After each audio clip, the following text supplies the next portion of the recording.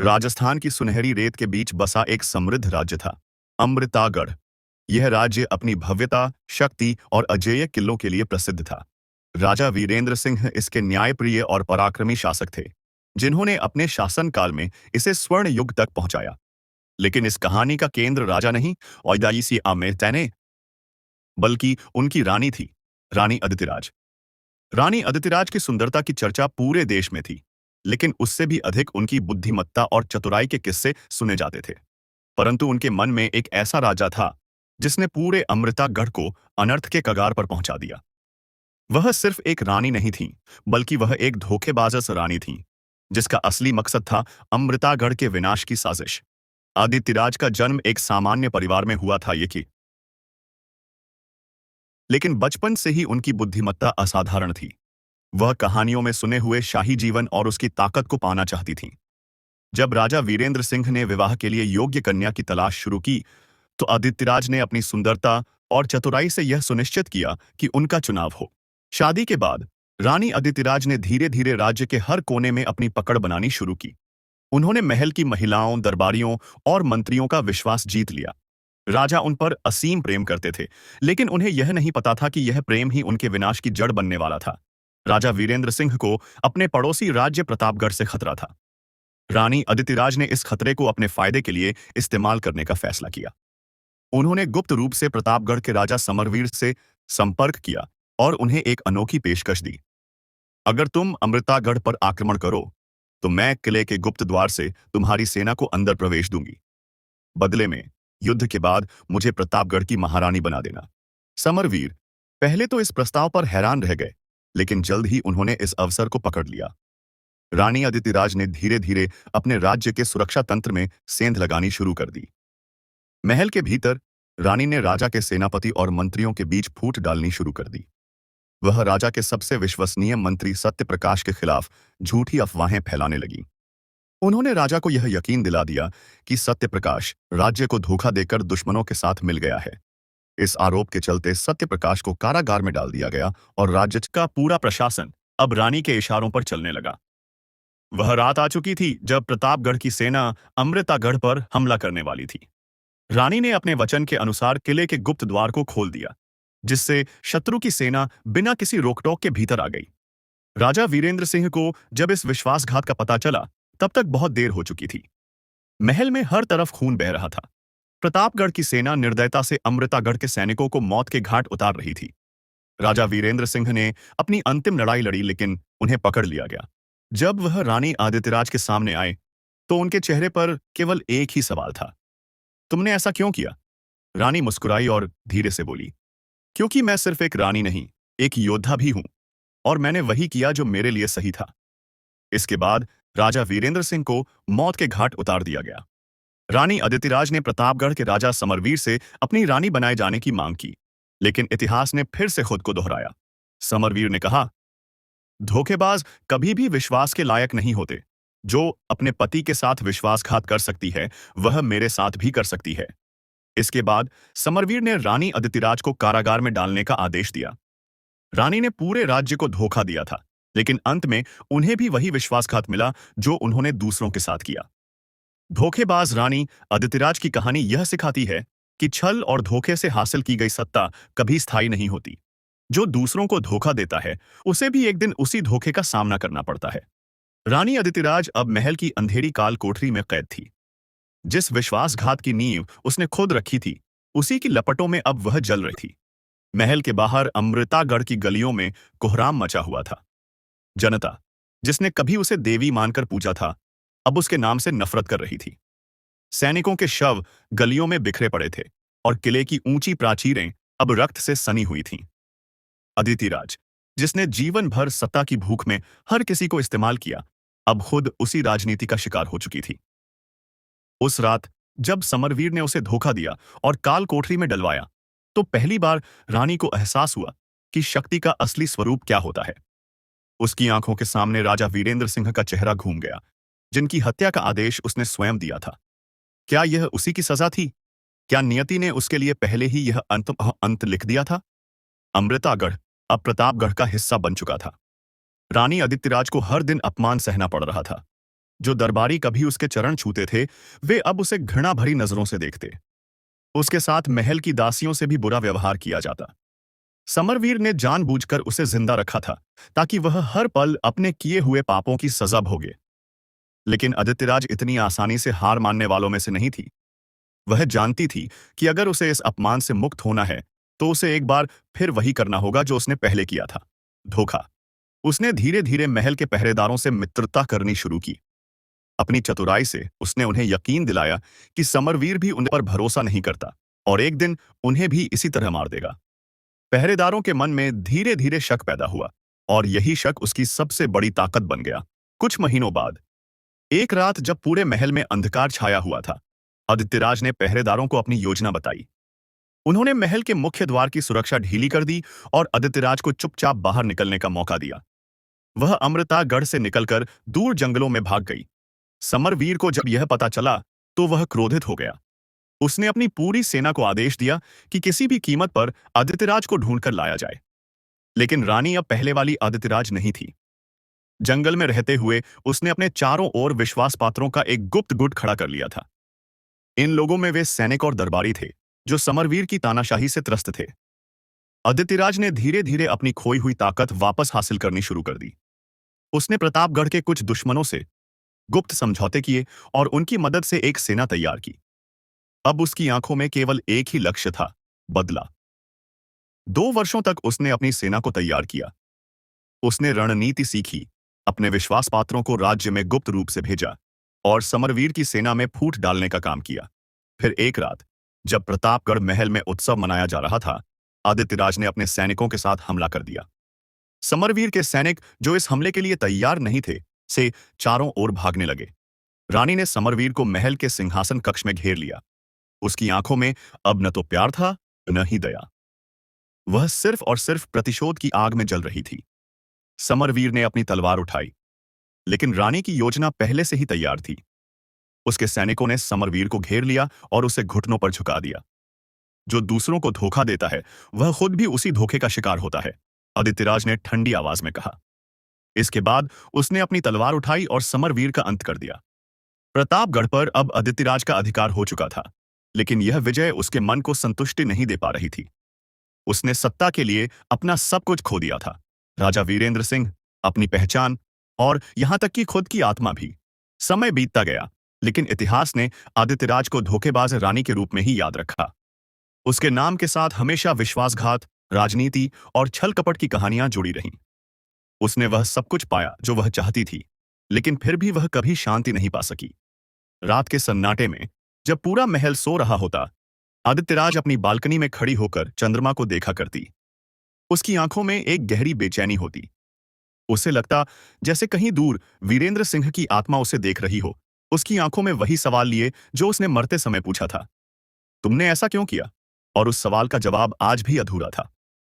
आदित्यराज अब प्रतापगढ़ की निर्विवाद शासक थी, लेकिन उसकी विजय में कोई उत्साह नहीं था। सिंहासन पर बैठकर भी उसे चैन नहीं था। उसके चारों ओर चापलूस दरबारी थे, जो उसके हर आदेश को सिर झुकाकर मानते थे, लेकिन वह जानती थी कि इनमें से कोई भी उसके प्रति निष्ठावान नहीं था। हर कोई मौका मिलने पर उसे उसी तरह धोखा देने के लिए तैयार था, जैसे उसने खुद अपने जीवन में दूसरों को धोखा दिया था। महल की गलियों में धीरे धीरे एक अजीब सा सन्नाटा पसरने लगा था। सैनिक आदेश का पालन करते, लेकिन उनकी आंखों में अब वह जोश नहीं था। जनता अब भी आदित्यराज को संदेह की नजरों से देखती थी। लोग उसकी वीरता से अधिक उसकी छल कपट की कहानियों को याद करते थे। बच्चे तक उसकी कहानियों को सुनकर डर जाया करते थे। दिन बीतते गए, लेकिन रानी का दिल अशांत था। उसने जो चाहा था वह उसे मिल गया था, फिर भी उसकी आत्मा खाली थी। उसे लगने लगा था कि वह खुद अपने जाल में फंस चुकी है। उसने दूसरों को अपनी चालाकी से नियंत्रित किया था, लेकिन अब वही चालाकी उसके लिए एक अभिशाप बन गई थी। एक रात जब वह अपने कक्ष में अकेली थी, तब उसे लगा जैसे कोई छाया उसके पास खड़ी हो। वह तेजी से मुड़ी, लेकिन वहां कोई नहीं था। लेकिन तभी उसे किसी की फुसफुसाहट सुनाई दी। तुमने ऐसा क्यों किया? रानी की आंखों में डर उतर आया। यह वही शब्द थे जो राजा वीरेंद्र सिंह ने अपने आखिरी क्षणों में कहे थे। यह संभव नहीं था, वह मर चुके थे। लेकिन फिर भी वह आवाज हर रात गूंजने लगी। जब वह महल के गलियारों में चलती, तो उसे महसूस होता जैसे कोई उसकी परछाई में छिपा चल रहा हो। उसके कक्ष में दीपक बुझ जाते, खिड़कियां अपने आप खुल जातीं, और कभी कभी उसे वीरेंद्र सिंह की छवि झरोखे में खड़ी दिखती। आदित्यराज ने इस डर को नजरअंदाज करने की कोशिश की। उसने दरबार में अपने फैसले और भी कठोर कर दिए। उसने अपने पुराने शत्रुओं को मौत की सजा देनी शुरू कर दी, ताकि कोई भी उसकी सत्ता को चुनौती देने की हिम्मत न करे। लेकिन जितना अधिक वह क्रूर होती गई, उतना ही अधिक वह अकेली पड़ती गई। कुछ महीनों बाद एक नया संकट उठ खड़ा हुआ। अमृतागढ़ में विद्रोह भड़क उठा था। वीरेंद्र सिंह के पुराने समर्थकों ने एक गुप्त सेना खड़ी कर ली थी, और वे आदित्यराज के खिलाफ युद्ध की तैयारी कर रहे थे। उन्हें नेतृत्व मिल रहा था वीरेंद्र सिंह के सबसे वफादार सेनापति सत्यप्रकाश से, जिसे कभी रानी ने झूठे आरोपों में फंसाकर कैद करवा दिया था। आदित्यराज ने इस विद्रोह को कुचलने के लिए अपनी सेना भेजी, लेकिन इस बार चीजें अलग थीं। अमृतागढ़ के लोग अब अपने पुराने राजा की याद में एकजुट हो गए थे। सत्यप्रकाश ने कसम खाई थी कि वह वीरेंद्र सिंह के नाम पर रानी को सिंहासन से हटाकर रहेगा। युद्ध शुरू हुआ। आदित्यराज ने अपनी पूरी ताकत झोंक दी, लेकिन अमृतागढ़ की जनता ने अपनी रानी को कभी स्वीकार नहीं किया था। हर गली में, हर चौपाल पर लोग उसके खिलाफ खड़े हो गए। अंततः सत्यप्रकाश की सेना ने महल को घेर लिया। आदित्यराज अब अकेली थी। उसके अपने सैनिक भी उसे छोड़कर भाग चुके थे।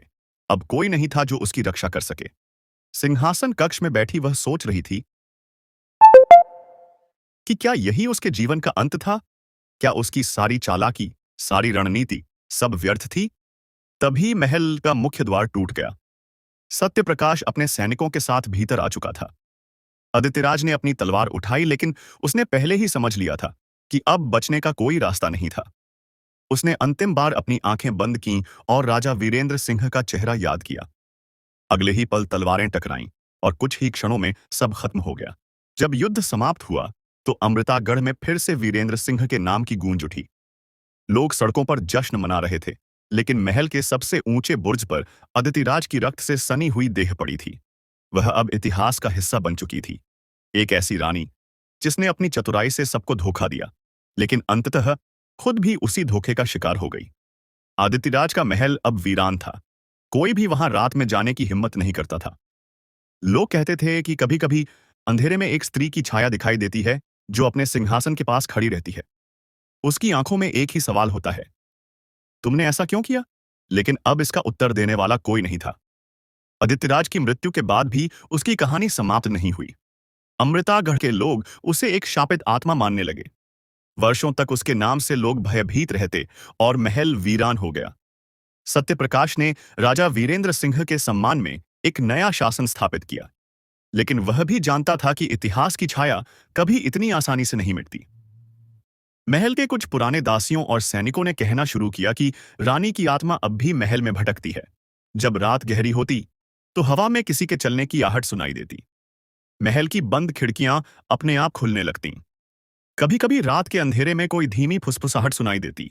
तुमने ऐसा क्यों किया? राज्य के विद्वान और पुरोहितों ने इस अभिशाप को समाप्त करने की कोशिश की, लेकिन कुछ भी कारगर नहीं हुआ।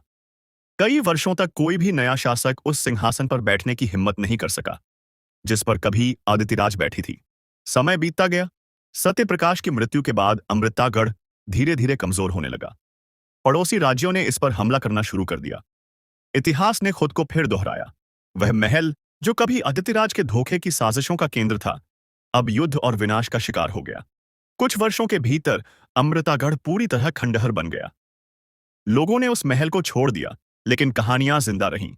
100 साल बाद भी जब कोई यात्री उन खंडहरों के पास से गुजरता तो उसे लगता कि कोई स्त्री सफेद चादर में लिपटी हुई महल की टूटी हुई दीवारों पर खड़ी है। उसकी आंखों में एक गहरी पीड़ा थी और उसके होंठ बस एक ही शब्द बुदबुदाते, तुमने ऐसा क्यों किया? कुछ कहते हैं कि यह केवल एक वहम था।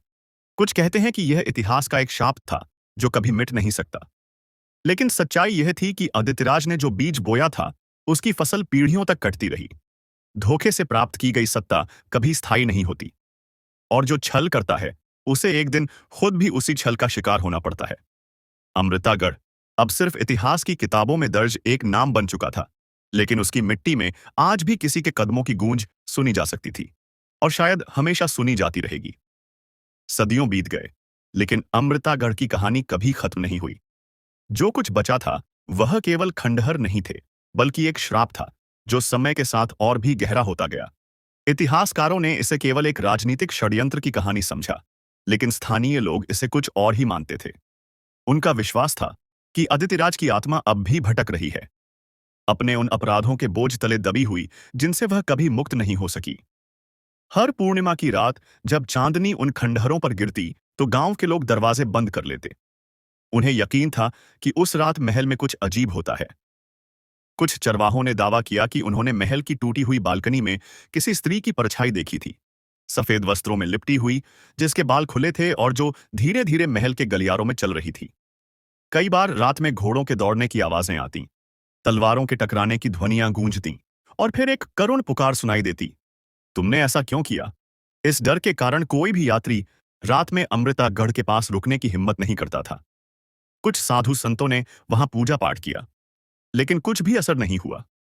जो भी रात के समय महल के अंदर जाने की हिम्मत करता, वह या तो कभी वापस नहीं आता, या अगर आता भी तो उसकी आंखों में एक स्थायी भय बैठ जाता, और वह कभी कुछ बोलने की स्थिति में नहीं रहता। धीरे धीरे इस स्थान की चर्चा और बढ़ने लगी। कई राजा आए और गए, लेकिन किसी ने भी अमृतागढ़ को फिर से बसाने का साहस नहीं किया।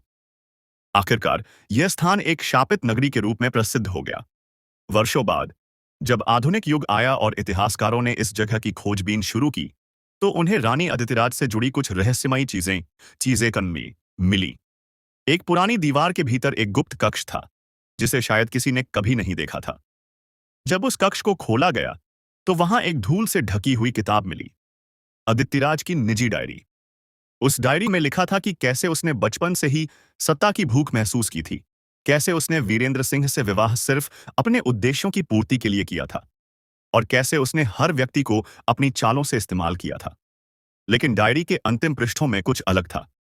वहां पश्चाताप के शब्द लिखे थे, मैंने अपने जीवन में जो भी किया, वह अपनी महत्वाकांक्षा के कारण किया। लेकिन अब, जब मैं इस सुनसान महल में अकेली बैठी हूं, मुझे एहसास हो रहा है कि मैंने जो पाया वह वास्तव में खोना था। मैंने अपने प्रेम को ठुकराया, अपने राज्य को धोखा दिया, और अपने लोगों का विश्वास तोड़ा। अब जब यह महल खाली है, जब कोई मेरा नाम लेने वाला भी नहीं बचा, तब मुझे समझ आ रहा है कि सच्ची शक्ति क्या होती है। आखिरी शब्दों में लिखा था, अगर आत्मा सच में भटकती है, तो मैं सदियों तक इस स्थान पर रहूंगी, तब तक जब तक कोई मुझे माफ नहीं कर देता। इतिहासकारों ने इस खोज को केवल एक संयोग माना, लेकिन गांव के लोगों का मानना था कि यह इस बात का प्रमाण था कि आदित्यराज की आत्मा अब भी मुक्ति की तलाश में थी।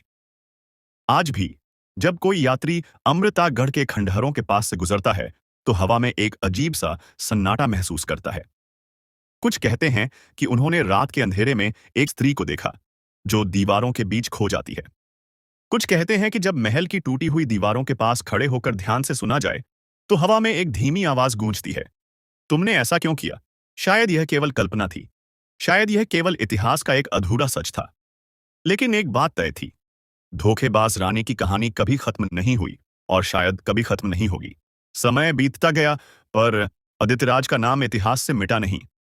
अमृतागढ़ के खंडहरों के बीच अब भी उसकी छाया महसूस की जाती थी। गांव के बुजुर्ग कहते थे कि जब हवा तेज चलती, तो ऐसा लगता मानो कोई अदृश्य शक्ति महल की टूटी हुई दीवारों पर हाथ फेर रही हो। पूर्णिमा की रात में महल की ऊंची मीनारों पर सफेद लिबास में एक स्त्री की आकृति दिखती, जो दूर क्षितिज की ओर देखती रहती, मानो किसी खोई हुई चीज को ढूंढ रही हो। लेकिन यह केवल दंतकथाएं नहीं थीं। इतिहासकारों और साहसी यात्रियों ने जब इन कहानियों की सत्यता की पड़ताल करनी चाहिए, तो अजीब घटनाएं घटीं। कई लोगों ने दावा किया कि उन्होंने महल के अंदर जाते ही भारीपन महसूस किया, जैसे कोई अदृश्य शक्ति उन्हें वहां से बाहर निकालना चाहती हो। कुछ ने कहा कि उन्हें एक स्त्री के रोने की आवाजें सुनाई दीं, लेकिन जब उन्होंने पास जाकर देखा, तो वहां कुछ नहीं था। एक बार एक प्रसिद्ध पुरातत्वविद डॉ आर्यन मेहरा ने अपनी टीम के साथ अमृतागढ़ की गहराई से खोजबीन शुरू की।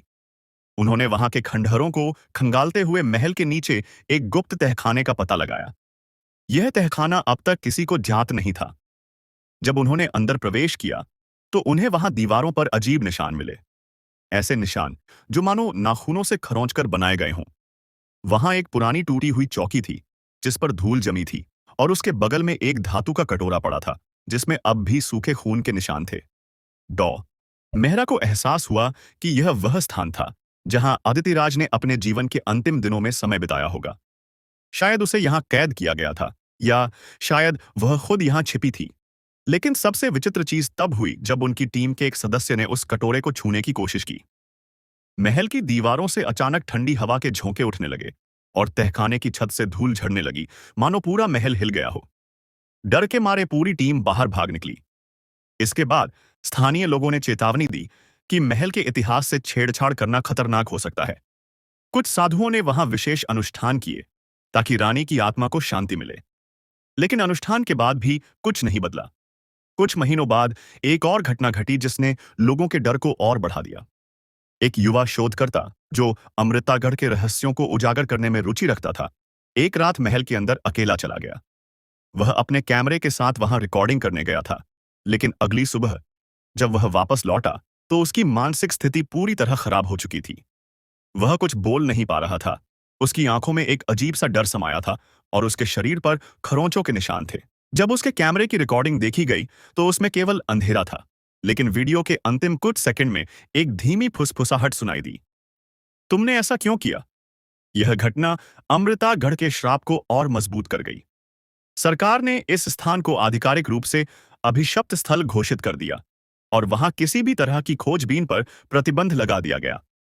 लेकिन फिर भी कुछ रहस्य हमेशा अनसुलझे रहते हैं। क्या वाकई आदित्यराज की आत्मा अब भी वहां भटक रही थी? क्या उसने जो विश्वासघात किया था, उसकी पीड़ा उसे शाप बनाकर इस दुनिया में रोक कर रखे हुए थी? कोई नहीं जानता। लेकिन आज भी जब अमृतागढ़ के खंडहरों के पास कोई जाता है तो उसे ऐसा महसूस होता है कि किसी की निगाहें उसे देख रही हैं। और जब हवा की सरसराहट कानों में गूंजती है तो उसमें कहीं ना कहीं एक जानी पहचानी आवाज सुनाई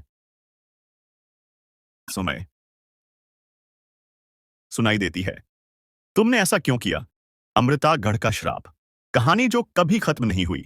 समय ने अपनी गति बनाए रखी, सदियों बीत गईं, लेकिन अमृतागढ़ की दास्तान मिटने के बजाय और भी गहरी होती चली गई। एक दिन एक प्रसिद्ध विदेशी लेखक रॉबर्ट विलियमसन, जो दुनिया भर के प्रेतवाधित स्थानों पर रिसर्च कर चुका था, अमृतागढ़ के खंडहरों के बारे में सुनकर भारत आया। वह इस स्थान की सत्यता को परखना चाहता था और यहाँ की कहानी को अपनी किताब में दर्ज करना चाहता था। वह इस अकेले ही महल के अंदर चला गया, अपनी नोटबुक और कैमरा लेकर। गांव वालों ने उसे रोका, चेतावनी दी कि यह महल अब भी शापित है, लेकिन वह नहीं माना। उसे अंधविश्वासों में कोई यकीन नहीं था। रात हुई और रॉबर्ट ने महल के अंदर ही अपना अस्थायी शिविर बना लिया। उसने जगह जगह मोमबत्तियां जलाईं और अपनी रिकॉर्डिंग शुरू कर दी। शुरुआत में सब सामान्य था। उसने महल की दीवारों पर लिखे कुछ प्राचीन लेख पढ़े, राजा वीरेंद्र सिंह और रानी अदितिराज की कहानियों को अपनी नोटबुक में दर्ज किया। लेकिन जैसे ही आधी रात हुई, सब कुछ बदलने लगा। तेज हवा के झोंके अचानक महल के अंदर बहने लगे, जबकि बाहर हवा का कोई नामोनिशान नहीं था। दीवारों पर लगे पुराने चित्रों से धूल झड़ने लगी और महल के गलियारों से किसी के चलने की आहट सुनाई देने लगी। रॉबर्ट ने अपना कैमरा उस दिशा में घुमाया, लेकिन वहां कुछ नहीं था। उसने अपनी रिकॉर्डिंग चालू रखी और आगे बढ़ा। तभी एक जोरदार झटके के साथ महल के विशाल दरवाजे अपने आप बंद हो गए। उसकी मोमबत्तियां बुझ गईं और चारों ओर अंधेरा छा गया। उसे अब एहसास हुआ कि कुछ अजीब हो रहा था। उसने जल्दी से अपनी टॉर्च निकाली और दीवारों की ओर देखा। अचानक उसे एक परछाई दिखी, एक लंबी सफेद साड़ी में लिपटी हुई स्त्री, जिसके बाल खुले थे और चेहरा धुंधला था। रॉबर्ट ने पीछे हटने की कोशिश की, लेकिन तभी हवा में एक धीमी आवाज गूंजी। तुमने ऐसा क्यों किया? रॉबर्ट के पूरे शरीर में झुरझुरी दौड़ गई। उसकी सांसें तेज हो गईं और उसे लगा कि किसी ने उसकी गर्दन पर ठंडी उंगलियां फेर दीं। उसने अपना कैमरा उठाया और महल से बाहर भागने की कोशिश की, लेकिन उसके पैर जैसे जड़ हो गए थे। आवाज फिर गूंजी, इस बार और तीव्र और अधिक करुण। तुमने ऐसा क्यों किया? रॉबर्ट की आंखों के सामने अचानक चमकदार रोशनी फैल गई। उसे ऐसा लगा जैसे वह किसी और समय में चला गया हो। उसे दिखा कि महल पहले जैसा भव्य और भरा हुआ था। सैनिक इधर उधर घूम रहे थे, दरबार लगा हुआ था और सिंहासन पर रानी अदितिराज बैठी थी। लेकिन फिर दृश्य बदलने लगे। महल में आग लग गई, सैनिक एक दूसरे को मारने लगे और अदितिराज चीख रही थी। उसकी चीखों में एक अजीब दर्द था, एक ऐसा दर्द जिसे शायद सदियों से कोई नहीं सुन पाया था। रॉबर्ट का दिमाग सुन्न हो गया। उसकी आंखों के सामने अंधेरा छा गया और वह जमीन पर गिर पड़ा। सुबह का रहस्य। अगली सुबह गांव के कुछ लोग अमृतागढ़ के पास आए तो उन्होंने देखा कि रॉबर्ट महल के बाहर बेहोश पड़ा था। उसके चेहरे पर गहरी खरोंचों के निशान थे और उसकी आंखें खुली हुई थीं, लेकिन उनमें कोई भाव नहीं था, जैसे वह किसी और ही दुनिया में खो गया हो। जब उसे होश आया तो वह कुछ भी बोल नहीं सका। उसका कैमरा टूटा हुआ मिला और उसकी नोटबुक के पन्ने फटे हुए थे। जो आखिरी शब्द उसकी डायरी में लिखे मिले वे थे, मैंने उसे देख लिया, वह अब भी यहीं है, वह कभी नहीं जाएगी। इस घटना के बाद कोई भी अमृतागढ़ के महल के अंदर जाने की हिम्मत नहीं कर पाया। सरकार ने इस स्थान को पूरी तरह बंद करवा दिया और इसे भारत का सबसे डरावना स्थान घोषित कर दिया गया। क्या यह श्राप कभी खत्म होगा? आज भी जब कोई यात्री अमृतागढ़ के पास से गुजरता है तो वह ठंडी हवा और अजीब खामोशी महसूस करता है। कुछ कहते हैं कि उन्होंने अब भी महल की मीनारों पर सफेद लिबास में किसी स्त्री को खड़े देखा है, और जब रात का सन्नाटा गहराता है तब कहीं दूर से एक फुसफुसाहट सुनाई देती है, तुमने ऐसा क्यों किया? शायद यह केवल कल्पना है, शायद यह केवल एक कहानी है, या शायद कुछ रहस्य कभी मरते नहीं। रॉबर्ट विलियमसन की रहस्यमयी घटना के बाद अमृतागढ़ का महल पूरी तरह बंद कर दिया गया, लेकिन यह कहानी यहां खत्म नहीं हुई। जो लोग इसे केवल एक अफवाह मानते थे, उन्होंने भी धीरे धीरे स्वीकार कर लिया कि इस स्थान पर कुछ ऐसा था जो इंसानी समझ से परे था। लेकिन हर रहस्य को सुलझाने का जुनून किसी न किसी के मन में जन्म लेता है। कुछ वर्षों बाद एक भारतीय पत्रकार अनवी चौहान ने इस अभिशप्त महल की सच्चाई का पता लगाने का फैसला किया। उसने कई पुरानी रिपोर्टों को खंगाला, स्थानीय लोगों से बातचीत की और अंत में तय किया कि वह खुद महल के अंदर जाएगी और रात भर वहां रहेगी। अनवी अपनी टीम के साथ महल के बाहर पहुंची, लेकिन जब रात हुई तो उसने अकेले ही अंदर जाने का फैसला किया। उसके पास एक टॉर्च, एक कैमरा और एक रिकॉर्डर था। उसने धीरे धीरे महल के अंदर कदम रखा। महल की हवा में एक अजीब सी गंध थी, पुराने जले हुए लकड़ी और धूल की मिली जुली गंध। हर तरफ खंडहर, टूटी हुई मूर्तियां और उखड़ी हुई ईंटें पड़ी थीं। लेकिन सबसे विचित्र बात यह थी कि चारों ओर एक अजीब सी खामोशी थी, जैसे यह स्थान खुद सांस ले रहा हो। अनवी ने धीरे धीरे अपने कैमरे से महल के अंदर की रिकॉर्डिंग शुरू की। वह दरबार कक्ष में पहुंची, जहां कभी राजा वीरेंद्र सिंह का सिंहासन हुआ करता था। वहां की दीवारों पर हल्की हल्की दरारें थीं, लेकिन उन दरारों में किसी ने नाखूनों से खरोंचने के निशान बनाए थे। तभी हवा अचानक तेज हो गई, दरवाजे चरमराने लगे और अनवी को लगा कि उसे किसी ने पीछे से पुकारा। अनवी, उसकी रीढ़ में ठंडक दौड़ गई। वह धीरे धीरे पीछे मुड़ी, लेकिन वहां कुछ नहीं था। जैसे ही उसने एक खिड़की के पास कदम रखा, उसे एक हल्की रोशनी दिखाई दी, और फिर अचानक उसे अपने सामने वही दृश्य दिख लगा जो रॉबर्ट को दिखा था। पुराना भव्य महल, सैनिकों की हलचल और सिंहासन पर बैठी रानी अदितिराज। लेकिन इस बार कुछ और भी हुआ। अदितिराज धीरे धीरे सिंहासन से उठी, आई डिकॉस एट हैमर से, और अनवी को सीधा देखने लगी। तुम यहां क्यों आई हो? अनवी का पूरा शरीर जम गया, वह चाहकर भी हिल नहीं सकी। आदित्यराज आगे बढ़ी और उसकी आंखों में गहरा दुहक था। तुम भी मुझे दोष दोगी? क्या तुम भी मुझे दगाबाज कहोगी? अनवी ने कांपते हुए सिर हिलाया। अचानक महल की दीवारों पर दरारें बढ़ने लगीं और जमीन पर कंपन होने लगा। आदित्यराज की आवाज गूंजने लगी। कोई नहीं जानता कि सच्चाई क्या थी। किसी ने नहीं पूछा कि मैं कौन थी। उन्होंने केवल मेरे विश्वासघात को देखा, लेकिन मेरे दर्द को नहीं। अनवी की आंखों में अंधेरा छा गया और वह बेहोश हो गई। अमृतागढ़ का सच।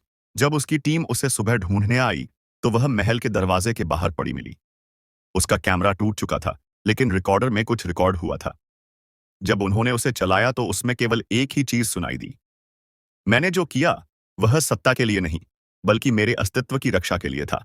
लेकिन इतिहास ने मुझे एक दगाबाज बना दिया। मेरी आत्मा तब तक मुक्त नहीं होगी जब तक कोई मेरे सच को नहीं सुनेगा। इसके बाद अनवी ने इस घटना पर एक किताब लिखी, जिसका नाम था अमृतागढ़ की रानी, एक सच जो इतिहास से मिट गया। लेकिन यह कहानी अभी भी खत्म नहीं हुई।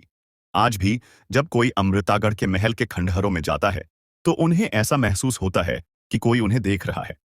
और जब रात होती है तो कभी कभी हवा में एक आवाज गूंजती है, कोई तो मेरी कहानी सुनेगा।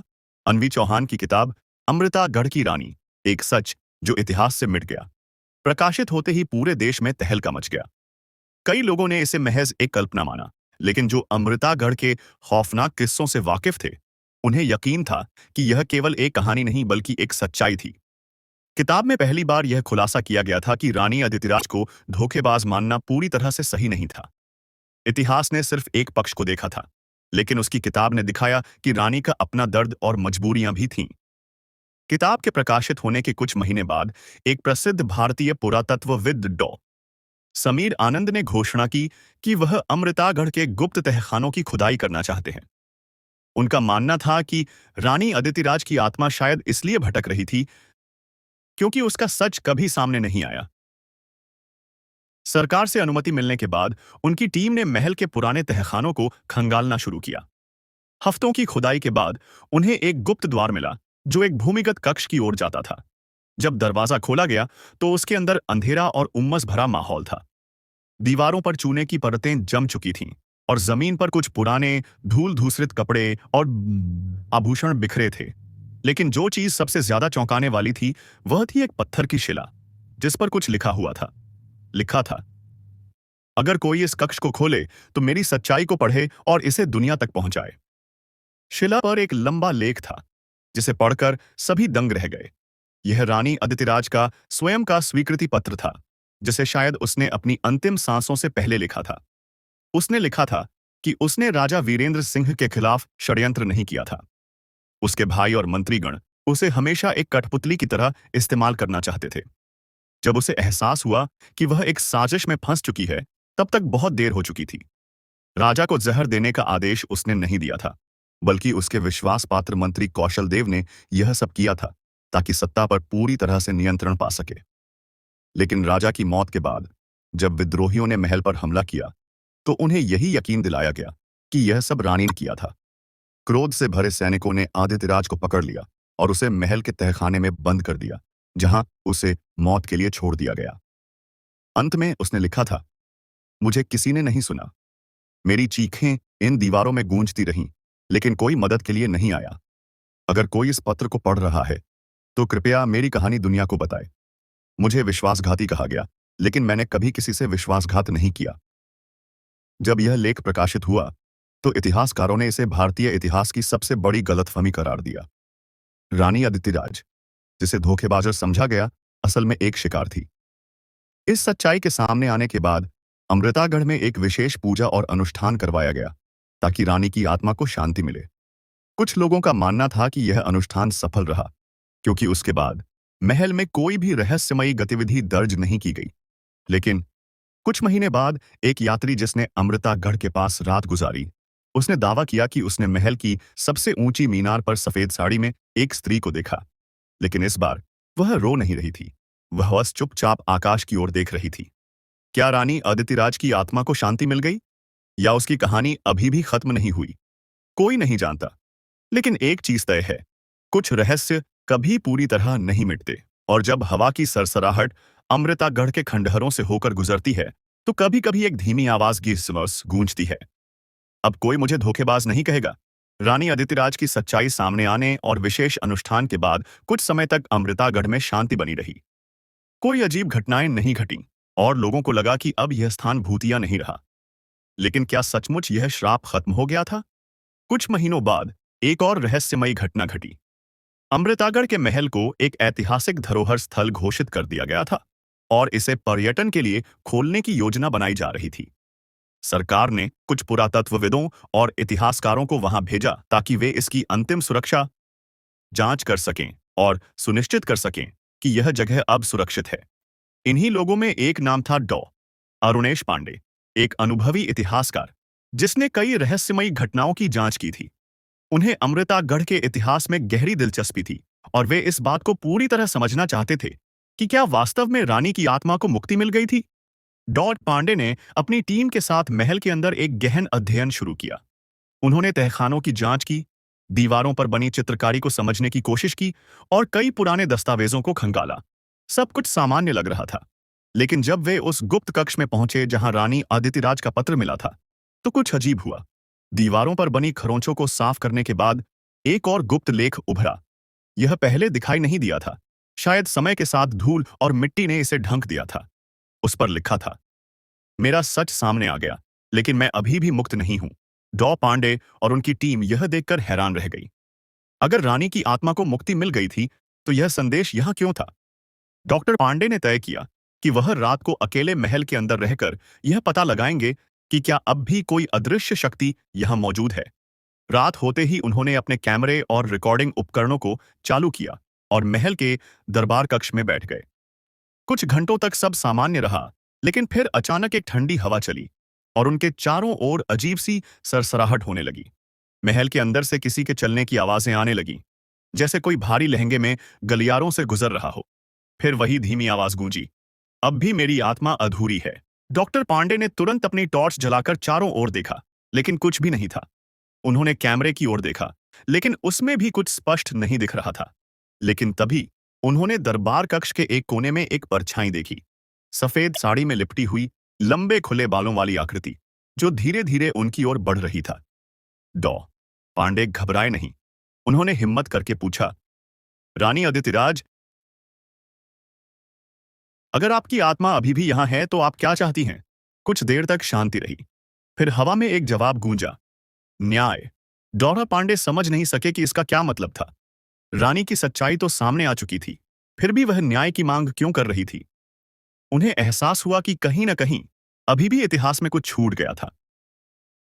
रहस्य की गहराई। अगले दिन डॉ पांडे ने अपने शोध को और गहराई से खंगालने का निर्णय लिया। उन्होंने अमृतागढ़ से जुड़े सभी पुराने दस्तावेजों को फिर से देखा और इस बार उन्हें कुछ ऐसा मिला जो पहले किसी ने नोटिस नहीं किया था।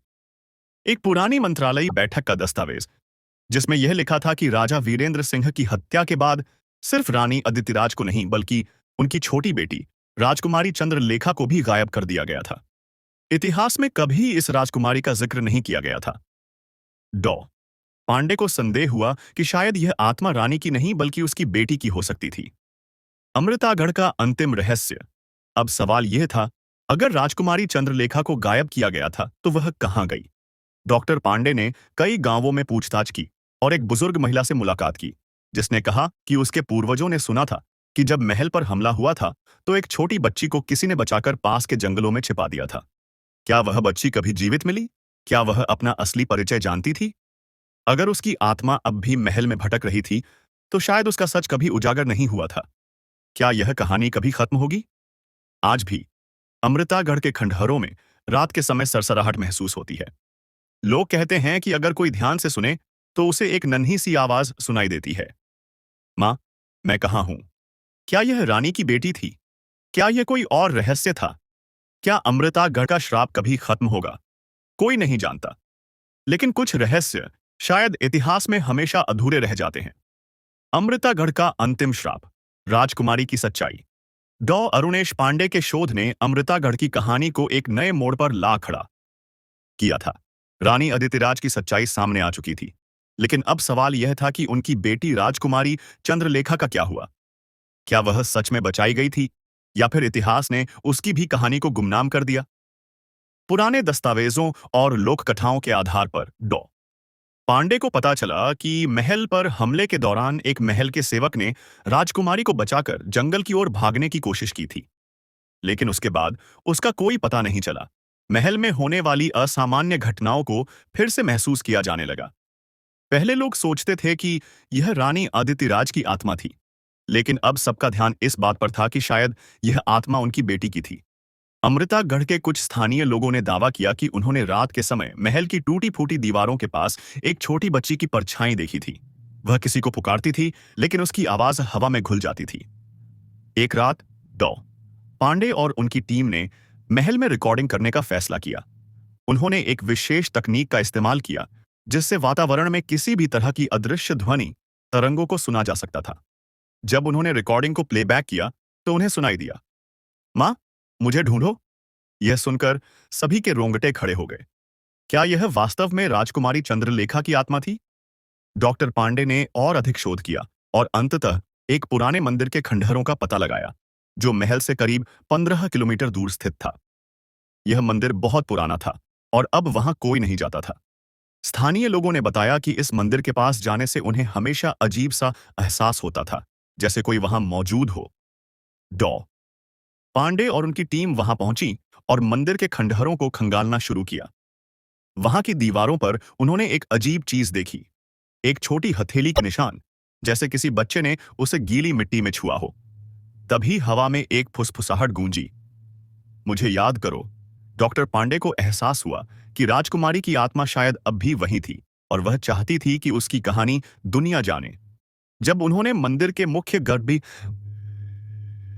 गर्भगृह में खुदाई शुरू की, तो उन्हें वहां एक छोटी बच्ची के कंकाल के अवशेष मिले। पास ही एक टूटा हुआ सोने का कंगन पड़ा था, जिस पर लिखा था। यह देखकर सबकी आंखों में आंसू आ गए। अब यह स्पष्ट हो चुका था, राजकुमारी महल से भागने में सफल तो हो गई थी, लेकिन शायद उसे कहीं छिपा दिया गया था और वहीं उसकी मृत्यु हो गई। लेकिन क्या उसकी आत्मा को अब शांति मिलेगी? डॉक्टर पांडे और उनकी टीम ने राजकुमारी के अवशेषों को पूरे सम्मान के साथ महल में अंतिम संस्कार के लिए भेजा। रात को जब महल के आंगन में आग की लपटें उठ रही थीं, तो अचानक वहां बह रही ठंडी हवा थम गई। महल की टूटी हुई मीनार पर कुछ लोगों ने देखा, एक सफेद परछाई धीरे धीरे हवा में विलीन हो गई। क्या अमृतागढ़ का श्राप खत्म हो गया? इस घटना के बाद महल में कोई रहस्यमयी घटनाएं दर्ज नहीं की गईं। जो लोग वहां गए, उन्होंने महसूस किया कि अब वहां कोई डरावना माहौल नहीं था। अमृतागढ़ की आत्माएं आखिरकार मुक्त हो गईं। लेकिन कुछ लोगों का कहना है, अगर चंद्रलेखा की कहानी कभी दोबारा भुलाई गई, अगर कोई फिर से इतिहास को तोड़ मरोड़ कर पेश करने लगा, तो शायद अमृतागढ़ फिर से जाग जाएगा। क्या अमृतागढ़ सच में शांत हुआ? राजकुमारी चंद्रलेखा के अंतिम संस्कार के बाद पूरे अमृतागढ़ में ऐसा महसूस हुआ कि अब वे इतिहास के घाव भरने लगे थे। महल, जो सदियों से डर और रहस्य का केंद्र बना हुआ था, अब धीरे धीरे पर्यटन स्थल में बदलने लगा। डॉ अरुणेश पांडे और उनकी टीम ने इस घटना को भारत के सबसे रहस्यमयी ऐतिहासिक घटनाओं में से एक करार दिया। समाचार पत्रों और मीडिया ने इसे अमृतागढ़ का अंतिम रहस्य कहकर प्रचारित किया। ऐसा लगने लगा था कि यह कहानी अब यहीं समाप्त हो चुकी है। लेकिन क्या सच में? कुछ महीनों बाद अमृतागढ़ को पूरी तरह से एक पर्यटन स्थल में बदलने के लिए सरकार ने फैसला किया, रात में भी विजिटर्स को आने की अनुमति दी जाएगी। इस योजना के तहत कुछ विदेशी शोधकर्ताओं और इतिहासकारों की एक टीम को बुलाया गया, जो वहां के वातावरण और महल की ऐतिहासिक संरचना का गहराई से अध्ययन करने वाली थी। इस टीम में शामिल थीं डॉ एलिना रोस, जो पैरानॉर्मल एक्टिविटीज पर शोध करने के लिए मशहूर थीं। जब डॉ रोस ने पहली बार महल में कदम रखा, तो उन्होंने महसूस किया कि यहां कुछ अजीब था। यहां कुछ है, उन्होंने धीरे से कहा। रात के समय जब उन्होंने अपनी टीम के साथ महल का अध्ययन शुरू किया, तो उन्हें एक और रहस्यमयी संकेत मिला। दरबार कक्ष की फर्श पर अजीब निशान। ऐसा लग रहा था जैसे किसी ने हाल ही में वहां पर कुछ खरोंचा हो। जब उन्होंने उसे ध्यान से देखा, तो यह कुछ अक्षर थे। चंद्र, कुछ अधूरा है। यह देखकर सभी हैरान रह गए। क्या चंद्रलेखा की आत्मा सच में मुक्त हो चुकी थी, या फिर अब भी कुछ ऐसा था जिसे दुनिया जान नहीं पाई थी? डॉक्टर रोस और उनकी टीम ने आगे शोध किया और पुराने दस्तावेजों को खंगालते हुए एक और चौंकाने वाला सच खोज निकाला। इतिहास में हमेशा यही बताया गया था कि अमृतागढ़ पर हमले के बाद राजा वीरेंद्र सिंह की हत्या कर दी गई और रानी अदितिराज को धोखेबाज मानकर दंडित किया गया। लेकिन एक दस्तावेज कहता था कि राजा वीरेंद्र सिंह मरे नहीं थे, बल्कि उन्हें महल के अंदर किसी गुप्त स्थान पर छिपा दिया गया था। और इस योजना में शामिल थे उनके कुछ वफादार मंत्री और सेनानी, जिन्होंने राजा को बचाने के लिए यह नाटक किया था। लेकिन फिर राजा कभी दोबारा क्यों नहीं लौटे? अगर वे जीवित थे तो उनका क्या हुआ? डॉक्टर रोस ने यह मान लिया कि अगर राजा सच में जीवित बचे थे, तो उनका कोई न कोई संकेत महल के अंदर जरूर होगा। टीम ने महीनों तक खोज की और फिर उन्हें मिला महल के